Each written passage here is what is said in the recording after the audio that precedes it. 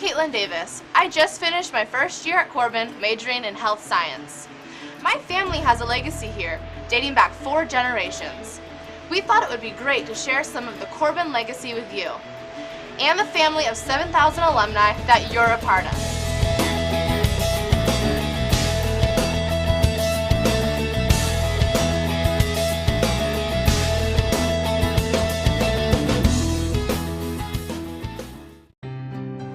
Chapel is just getting out of our beautiful Psalm Center. It's still an important part of our campus life. During my time, chapel was held in the Emmett Center. Soon after I graduated, we outgrew that room and they moved it to the gym. Oh, when I went on the El Cerrito campus, we had it in our gym there. Have I ever told you how Corban got started? Phoenix Bible Institute began in 1935, founded by 2 Christian leaders, Leland Intrican and Roy Bancroft. They began with a vision to train Christian students, a dream that lives on today.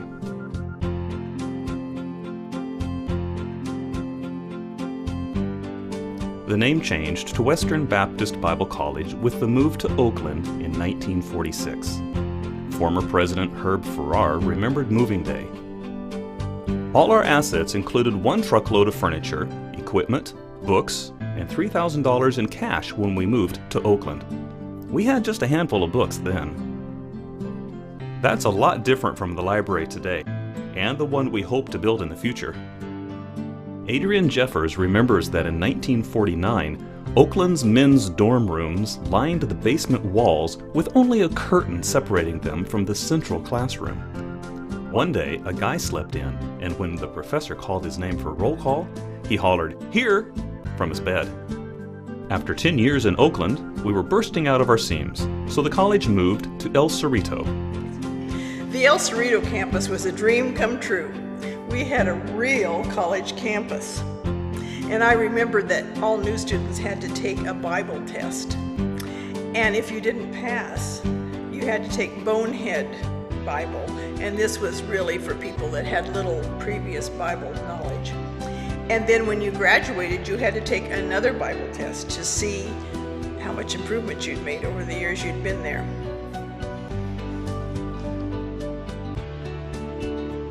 Basketball and our music groups were the things that drew attention to our college. Faculty and administrators were dedicated to training Christian workers. Leaders like H.O. Van Gilder, Fred Brock, John Schimmel, Carol Agard, Frank Pruitt, Richard Calkins, and Jack Thiessen all laid the foundation for future servant leaders. Oh, I recognize those names from some of our current campus buildings, like Pruitt Van Gilder, Farrar, Agard, and Schimmel Hall. Moving to Salem in 1969 was another giant step along the path that God was leading us. The state wanted $1 million for 27 acres. During an executive council meeting, someone suggested that we should offer $750,000. No one thought it was possible, but in the final deal, God blessed us with 100 acres of wonderful property for $750,000. That day in 1969 served as the foundation for all the great things that Corban's campus has become. During the 70s and 80s, we added professional studies programs such as business and education. Our sports programs grew, and we won our first national championship in 1977. I started college in 1982. That was the era of the student fellowships, beach party, and the turkey trot. We really had some great times. Fundraisers were a blast too. Remember the Super Scrub car wash? One weekend we washed 2,500 cars and raised about $50,000. By 1991, the adult degree programs were introduced. I now work in the adult degree office. Our 1,000 working adults now have a real impact in their communities, and because our programs are online, we serve students around the globe. Today, Corban offers 50 majors and programs.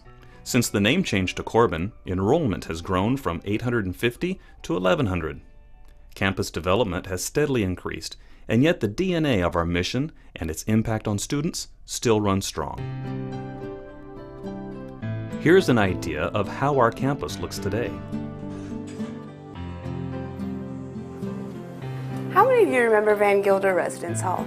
Well, your dorm is now faculty offices and classrooms.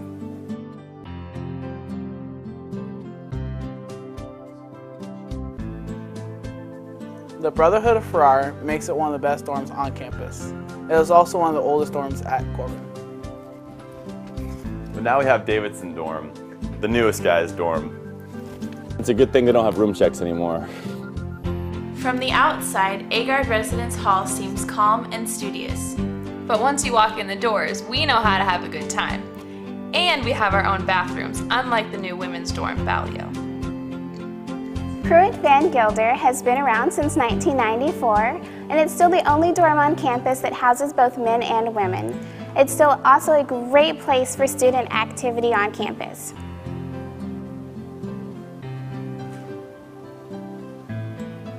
The dining hall has changed a lot.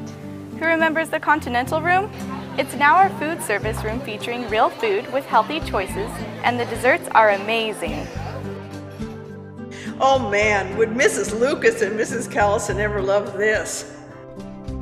In the past 5 years, tremendous change has taken place on campus.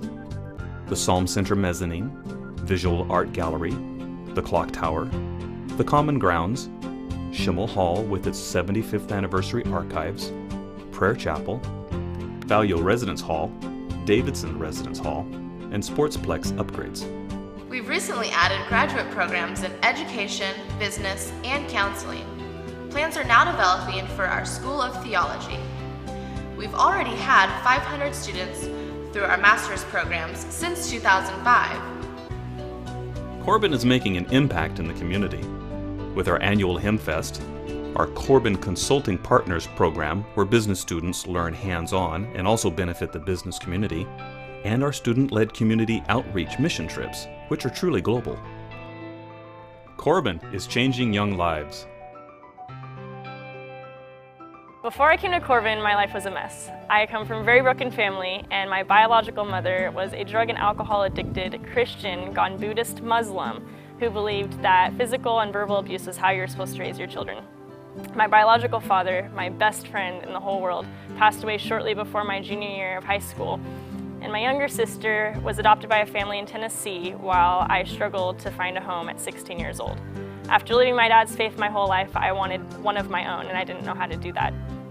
I decided to come to Corban when I tried out for the softball team, and as soon as I got here, everyone's constant talk of God and what He was doing in their lives and the happiness was so welcoming, and I really felt like I was valued and wanted for the first time in years. I came here my freshman year, and immediately God started molding me into the woman I am today, and it was the last thing that I expected. God is still working at Corban as we continue to educate Christians who will make a difference in the world for Jesus Christ, just like you have.